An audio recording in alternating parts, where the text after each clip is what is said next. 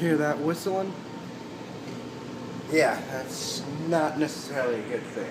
Just fan only right now. I'm gonna show you why. It's day and night. I'm gonna go turn the fan off so I won't turn the fan off here.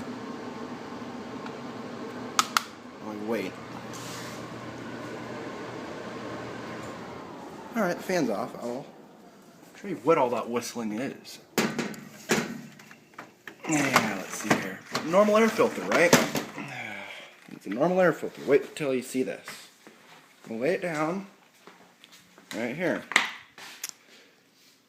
Yep, that looks right. And this whole area is not getting clean. I mean, it is not being used. I'm going to show you guys why. This is called install. I don't know what the fuck he's doing. See that right there? They replaced an original 1972 furnace here for air conditioning. What they didn't do was make this hole bigger. So that way only this section is getting air sucked into it. As you can see up in there is where the blower compartment is. Don't know how. See? There's the blower and there's the vents. But obviously, or whistling. Whistling is this door right here because the fan's pleading for help. One sec, I'll pause the video and I'll show you.